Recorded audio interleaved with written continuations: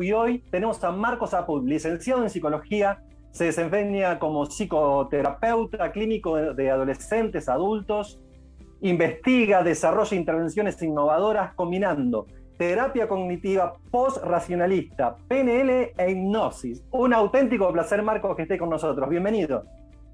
Muchas gracias, Daniel, un gusto. ¿Cómo están? Excelente. Muchas gracias a vos, Marcos, por estar hoy con nosotros, por entregarnos algo más valioso que la gran cantidad de formación que tenés, que es tu tiempo. Gracias por estar del otro lado. No, un placer enorme, un placer enorme. Marcos, antes de hacerte la pregunta para entrar en tema, siempre esta pregunta se la hago a todos los entrevistados y tiene que ver con el coronavirus. Esta pandemia que vino a desafiar muchas creencias, ¿no?, que teníamos de la vida. Y yo creo que cada experiencia, ¿no?, así que es desafiante, viene a enseñarnos algo. Así que la pregunta para Marcos, ¿nos enseña algo esta pandemia? Sin dudas, sin dudas. Empezando, Daniel, por este punto. Esta pandemia no tiene precedentes. Es decir, es la primera infopandemia que vivimos como seres humanos. Esto no tiene un dato de preexistencia en el humano con el cual podamos comparar, con el cual podemos hacer un contraste. Así que como toda situación que realmente es tan novedosa, el humano usualmente hace un proceso de crisis, un proceso de transformación.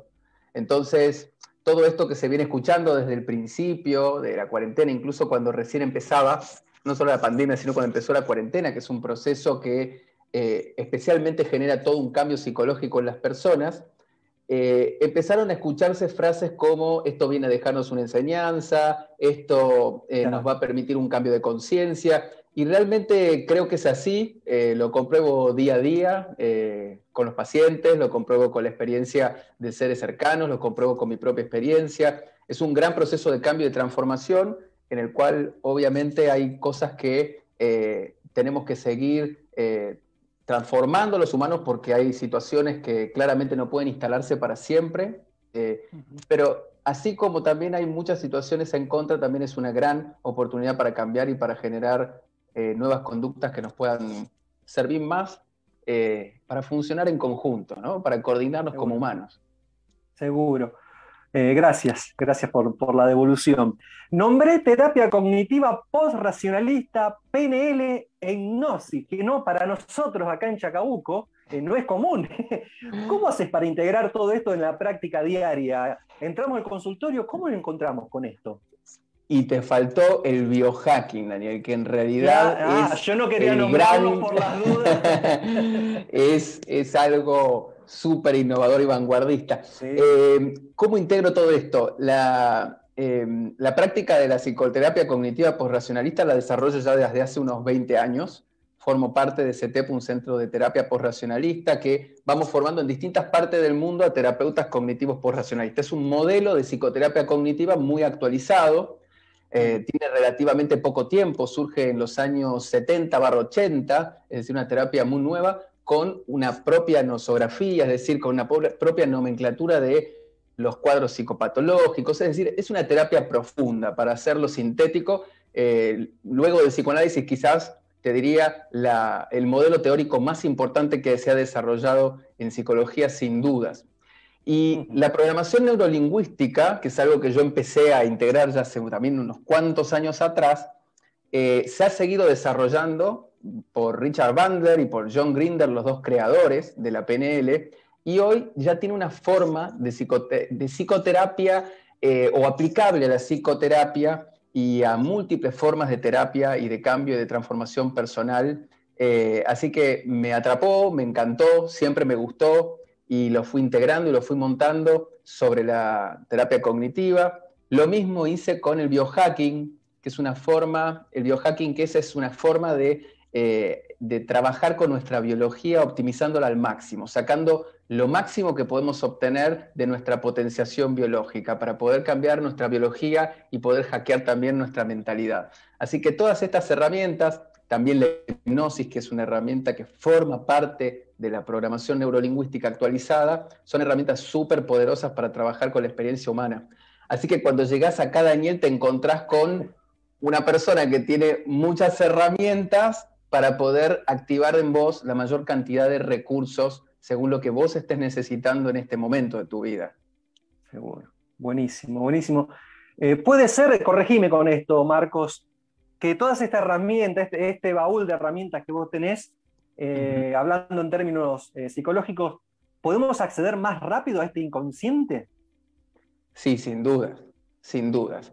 La forma de acceder al inconsciente es múltiple. Podemos acceder por los sueños, podemos acceder por los síntomas, podemos acceder contactando los recursos de la persona, podemos acceder con la hipnosis, podemos acceder de múltiples formas. Podemos acceder cuando preguntamos bien, es decir, cuando sabemos hacer preguntas y guiándonos con siguiendo y acompañando a la persona, cuando estamos en el proceso de diálogo, podemos acceder a esa gran, poderosa mente inconsciente que ocupa ni más ni menos que el 90% de tu experiencia.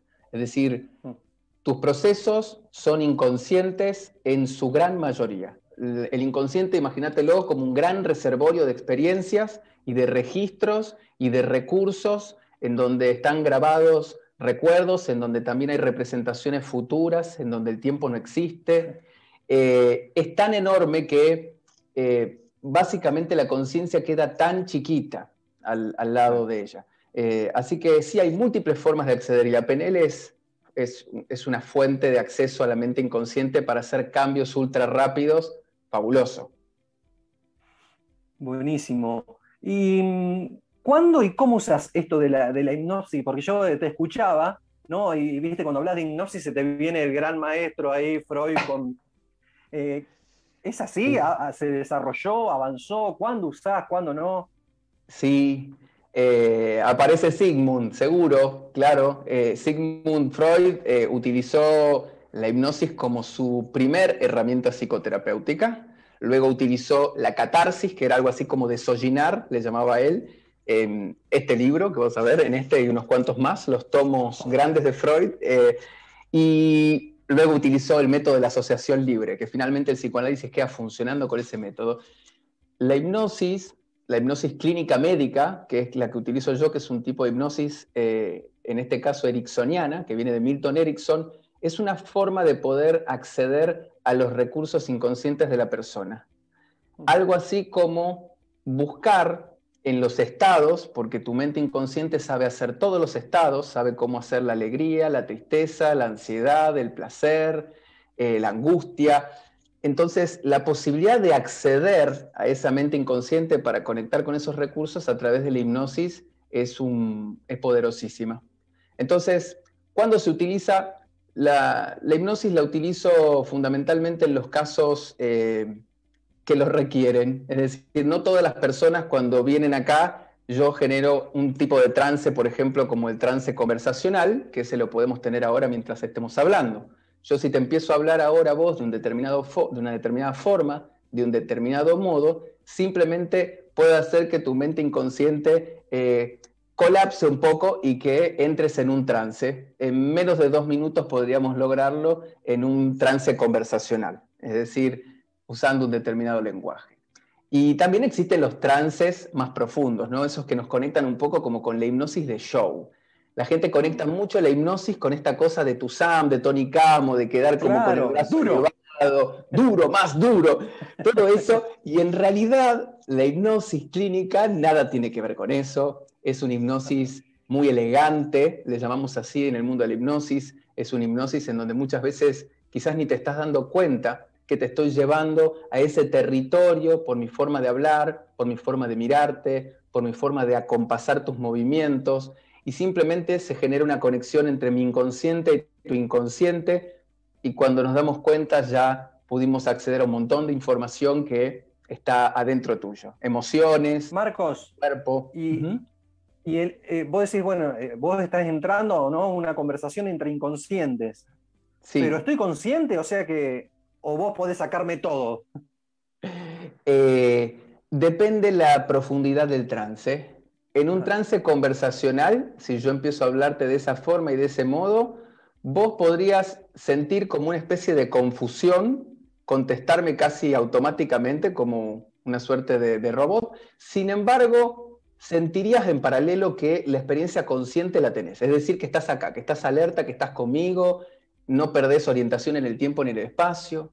Sin embargo, si yo te voy llevando hacia mayores profundidades del trance, puedo llegar a un tipo de trance en el cual vos simplemente sientas la experiencia de que estás como en un gran sueño y que te dejes, que te sueltes ahí. Ahora, en la hipnosis no se pierde nunca del todo el control, es decir, la persona nunca hace bajo un estado de hipnosis algo que moralmente está en contradicción con su propia vida y con sus propios valores. Es decir, si yo hipnotizo a alguien que no es un asesino y le digo que salga a matar, no lo va a hacer. Así que ese es uno de los temores que se generan con la hipnosis, de que me Seguro. vas a hipnotizar y yo después voy a hacer todo aquello que vos me comandes, y no es así, hay que desmitificarlo. Así Claro. que siempre hay como una experiencia de que hay cierto nivel de conciencia. Sin embargo, puedo generar en un trance la posibilidad de que se produzca una amnesia posterior.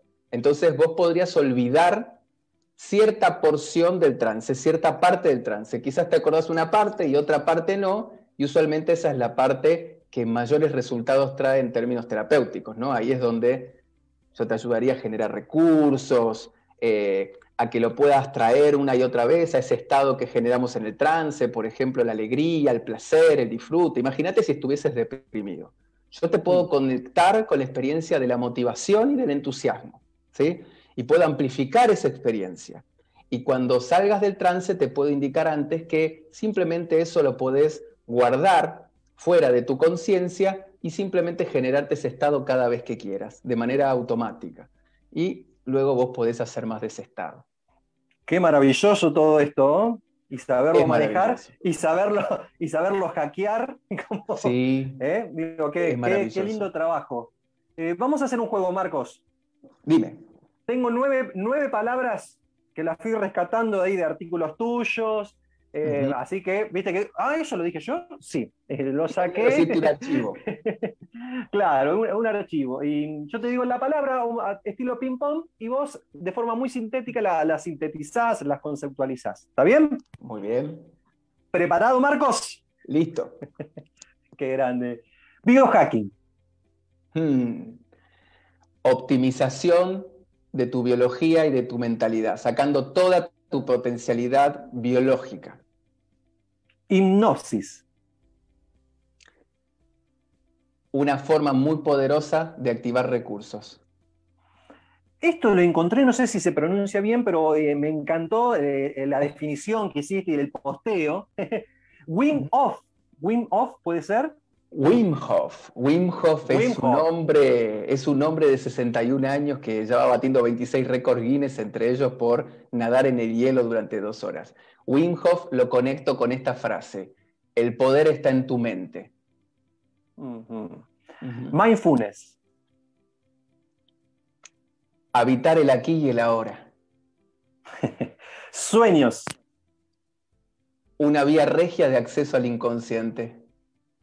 Me Citando a Freud. encantó la definición y el trabajo que hiciste en este artículo que hablas de neuroplasticidad. Sí, cuando digo neuroplasticidad, lo primero que pienso es en el gran descubrimiento de la neurociencia que llenó de optimismo al humano por entender que el cerebro nunca deja de cambiar, que siempre se está transformando. Eso es maravilloso. Me encantó ese artículo, Marco. Es fabuloso. Felicidad. La capacidad de amar y trabajar con placer. Conciencia. La nueva inteligencia, un modo de estar presente. Bien, y algo que reúne quizás y haces un gran trabajo que son emociones. El modo más primitivo de comprender qué información emite nuestro yo, nuestra vida. Es nuestro modo más primitivo de poder contactar con qué nos pasa y qué sentimos. Marcos, estás totalmente aprobado, la verdad. Muchas gracias.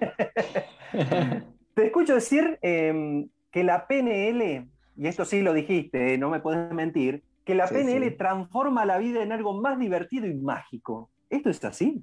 Pero sin dudas, sin dudas. Una de las cosas que pasa, Dani, a veces con el tema de la psicología es que a mi gusto ha sido muy teñido y es algo vetusto, ¿no? Pero ha sido teñido de una cosa muy aburrida, muy analítica, solamente de estar como pensando en esto de analizar pensamientos, analizarlos y buscar causas y buscar los porqués. Y muchas veces, perdiéndonos en ese buscar los porqués, nos estamos justamente alejando del lugar en donde están las respuestas realmente a los problemas, ¿no? Usualmente decimos en PNL que la conciencia suele ser aquel lugar en donde no habitan las respuestas al problema. Por eso es que muchas veces hay que buscar en la mente inconsciente y que hay que programarla de otro modo.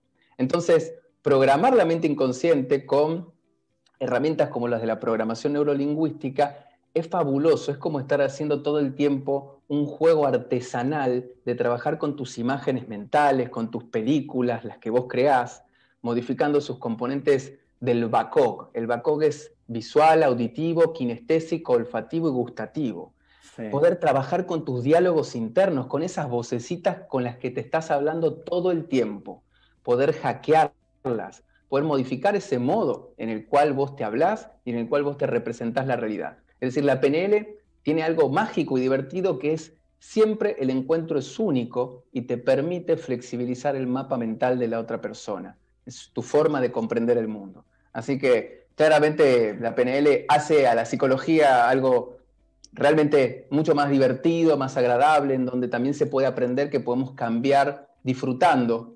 Ese también es otro mito de la psicología, que para cambiar, para hacer cambios profundos, tenemos que sufrir y tiene que haber dolor. Y no necesariamente en los procesos de cambio tiene que haber dolor, no necesariamente. Hay muchos cambios que se producen con mucha serotonina en el cerebro, es decir, con mucha hormona del bienestar y de la felicidad.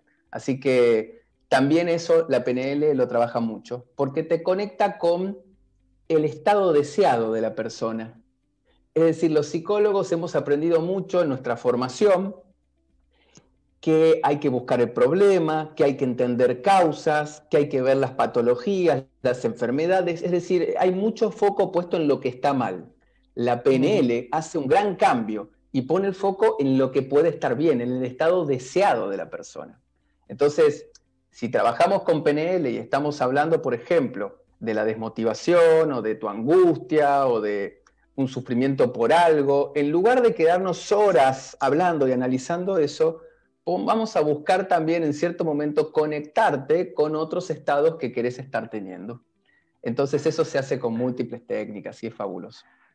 Marcos, mientras vos contabas y conceptualizabas, tengo amigos y varios psicólogos y siempre veo, ¿no?, el contexto familiar donde ellos están y bueno, tenemos de todo, ¿no? A veces sus hijos quizás no confían o no saben manejar cierta situación. Y pasa mucho con los profesionales, ¿no? Cuando entrevisto pediatras, que para afuera somos expertos, no son expertos, pero para adentro cuesta un montón. Pero también tengo amigos que integran y se siguieron formando y no se quedaron solamente en el ámbito psicológico, sino que fueron esto como haces vos, que está bárbaro de obtener herramientas de acá. Y recién cuando hablabas me imaginaba la vida de Marcos, ¿no? Hijos ahí, sí, pareja, sí, adoptando la PNL. ¿Es así o no? ¿Es medio loco? ¿Practicás vos lo que predicás, esto que adoptás, esto que lo haces tan fabuloso para el afuera? ¿Cómo es Marco en su día? Todo el tiempo practico la PNL. Me hackeo voces a menudo. Te doy un ejemplo, Daniel. Hay situaciones en las cuales, por ejemplo, el enojo, como toda emoción, cumple una excelente función. Es vital que tengamos las emociones porque te informan acerca de qué te pasa con vos, con el mundo, con los otros. Sin embargo, imagínate esto. Voy a tomarme un colectivo. Este es un ejemplo real de una paciente que usó un método de hackeo visual.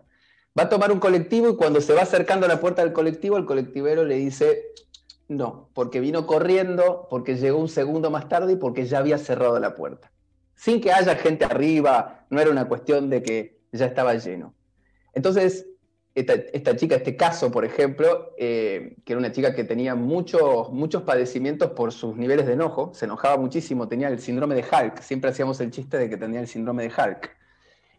Lo que hizo, por ejemplo, fue rápidamente hackear la cara del conductor cuando le hacía ese no con el dedito y le puso esas orejitas de Snapchat en la cara y la lengua de perro salida para afuera. Bueno, eso es una herramienta de PNL. Ella ahí podría haberse quedado enganchada con un enojo tremendamente potente, haber arruinado su día, hacer que venga como digamos, en una suerte de dominó el enojo a lo largo del día. Sin embargo, eligió conscientemente, luego de un tiempo de practicar estas herramientas, hacer algo distinto, con lo cual se terminó riendo de la cara del hombre, lo dejó pasar, se vino cantando hasta el consultorio, era un día que venía acá a verme a mí, y vino lo más contenta. Yo uso la PNL conmigo todo el día.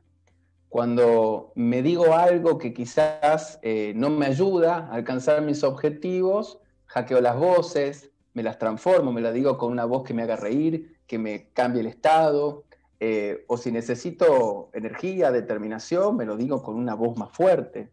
Modifico imágenes todo el tiempo, hago películas mentales de todos los objetivos que quiero lograr. Y así tu mente se programa para que los recursos inconscientes cooperen. Entonces, hay múltiples formas de ver cómo lo uso. Uso la PNL, uso el biohacking, me hackeo absolutamente todos los días de mi vida, desde que me despierto hasta que duermo. El biohacking es el uso de la ciencia y la tecnología y también de conocimiento del humano ancestral, de cómo éramos como bichos los primates, para poder optimizar al máximo tu biología y tu salud. Entonces, en un momento como este, en el que estamos viviendo, en donde tener un buen sistema inmune, creo que todos levantamos la mano, ¿no? Y decimos, yo quiero. Sí. Tener una gran potencia de respuesta biológica frente a nuestra forma de vivir, esta forma actual. Ahora nos estamos viendo a través de una pantalla. Yo hoy vi a 11 personas delante de una pantalla. Entonces, hay cosas que tiene el biohacking, como por ejemplo, ahora no los tengo puestos, pero hay artefactos en el biohacking tecnológico, incluso hay anteojos. Por ejemplo, si yo me pongo estos anteojos, se llaman blue blockers, son anteojos que filtran la luz azul artificial que emiten las pantallas, y con esto, por ejemplo, protejo mi visión, el funcionamiento de mi cerebro, y con esto yo lo que logro es hackear mi biología, ¿sí? Con esto voy a dormir mejor, voy a tener más melatonina a la noche, voy a tener un mejor descanso. Claro. Cuando uno se levanta a la mañana, por ejemplo, lo que hago yo, además de conservar un ayuno de 18 horas, ¿sí? Hasta volver a ingerir algún alimento, es entrenar, y entrenar haciendo lo que me gusta.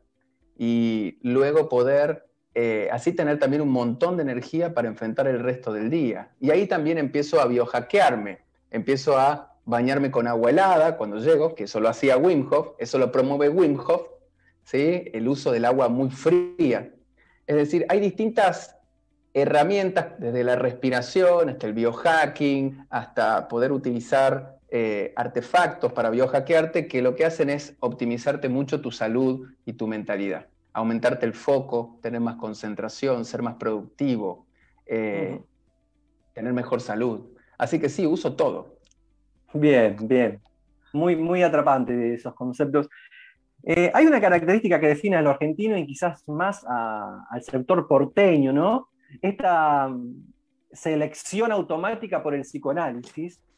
Y hay un dicho popular ahí que hay un psicoanalista por cuadra, ¿no? Y hicieron un relevamiento, el APA, que hay un psicólogo por cada 650 habitantes, y la cifra sube en Buenos Aires, en donde hay un terapeuta cada 120 habitantes.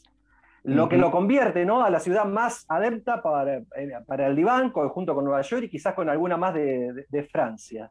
Exacto. La pregunta, señor experto, y usted creo que me la va a saber responder, el psicoanálisis hoy, y yo sé que los colegas van a entender esto, ¿no? Sí. ¿Mantiene su vigencia? Mira, yo hace un ratito te mostré los tomos que tengo de Freud acá delante mío. Sin el psicoanálisis, realmente la psicología hoy seguramente estaría mucho más rudimentaria de lo que está. Es decir, el psicoanálisis como historia de la psicología, que es el modo en que se estudia en las mayores universidades del mundo, en la mayor cantidad de universidades del mundo, salvo, como muy bien dijiste recién, estás muy bien informado, Daniel, en Argentina y en Francia fundamentalmente son los dos lugares en el mundo en los cuales el psicoanálisis se sigue no solo estudiando mucho en términos universitarios, que es la formación la mayoritaria, la parte mayor, sino que se sigue utilizando como un modo de psicoterapia. Cuando uno va a otros países del mundo, se da cuenta rápidamente que el psicoanálisis ya ha quedado en un gran desuso como método psicoterapéutico o ha evolucionado en distintos tipos de terapias psicodinámicas, es decir, con mayor flexibilidad que el psicoanálisis ortodoxo, que el diván, que esta cosa tan solemne de un analista que no puede mostrar absolutamente nada de sí mismo. Si vos vieses mi consultorio en este momento en otro plano, verías acá, están las fotos de mis hijos, de mis 3 hijos, mis pacientes saben un montón de mí, de hecho me siguen en Instagram, es decir, no tengo que tener una postura o un posicionamiento de supuesto saber ni de neutralidad, porque estoy completamente simétrico con mis pacientes, ¿sí? Somos dos humanos en donde no hay ningún supuesto saber, no hay nada que yo pueda saber de ellos que ellos no sepan, ¿sí? Así que si la pregunta es sobre el psicoanálisis, sobre su funcionalidad, yo creo que claramente el psicoanálisis debe hacerse un gran replanteo a esta altura acerca de cuán viable, cuán funcional es para el funcionamiento del humano actual. El hecho de estar continuamente los psicólogos necesitando, como los médicos, actualizarnos acerca de cómo funcionamos los humanos es clave, porque si yo trato a un paciente de hoy que viene con un trastorno de ansiedad, de la misma forma que Freud trataba a una histérica en la era victoriana, en la época victoriana, puedo cometer graves errores, es decir, puedo incrementar síntomas, puedo justamente perpetuar la patología de una persona, su neurosis. Es decir, yo buscando continuamente las causas y las causas y las causas, puedo mantener a una persona sin resolver síntomas que para la vida son necesarios resolver rápidamente, como los ataques de pánico, por ejemplo. Entonces, claramente el psicoanálisis debe hacer, y seguramente muchos colegas si escuchan la nota querrán venirse un poco a mi yugular, pero en realidad no soy el único que lo dice. Todos No, los... no, no, por eso. Y me he formado muchísimo en el psicoanálisis y me apasiona, y Freud realmente ha escrito cosas en su vida que hoy se puede comprobar con equipos como los resonadores magnéticos funcionales, que entienden cómo funciona el cerebro. Entonces, jamás podemos decir que hay que descartar semejante obra como la de este genio, simplemente entender que el psicoanálisis como método psicoterapéutico seguramente debe hacerse unas cuantas preguntas acerca de cuán funcional está siendo, por lo menos para no trabajar sobre todas las áreas. Si yo veo a alguien que tiene un deseo de conocerse más a sí mismo, quizás lo derivo a un colega psicoanalista, si ese es su objetivo terapéutico, es decir, si lo que viene a buscar es eso. Ahora, si yo quiero trabajar con una persona que tiene una depresión, que tiene un ataque de pánico, que tiene fobia, que tiene trastornos de ansiedad, que sufre algún tipo de proceso que requiere rápidamente que esté funcional para la vida, para poder trabajar, para poder mantener una pareja, para poder criar a los hijos, etcétera, yo no puedo estar teniéndola 10 años tirada en un diván, esperando a que busque solo las respuestas, a que haga asociación libre y yo simplemente interpretando. Es un método, justamente tiene que ver con el método, lo que usualmente hace que sea tan lento como proceso y muchas veces, lo voy a decir, muchas veces es dañino, es decir, termina incrementando en el cerebro las redes neurales que conducen todo el tiempo a la experiencia del sufrir, cuando yo podría llevarte mucho más rápido a la experiencia de estar mejor.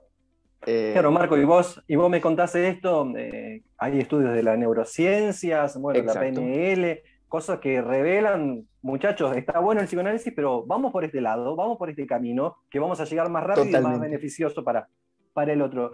Se nota que te Totalmente. apasiona la mente, ¿no? Un apasionado, ahí Sí, cuando y las hablas y agarraste neurociencias, por recién. supuesto, como dijiste recién, las neurociencias. Me baso en las neurociencias aplicadas. Claro. Sí, ¿Qué es y cómo gobierna? Y se nos van los minutos, ¿eh? sí. Conceptualizando sintético, y perdón, porque sé que te estoy matando con esto, porque es para Para nada. hablarlo, y ¿qué es y cómo gobierna el inconsciente lo que somos? Mm. qué pregunta. Bueno, está muy conectada con esto del psicoanálisis, porque básicamente Freud lo que postulaba era eso, ¿no?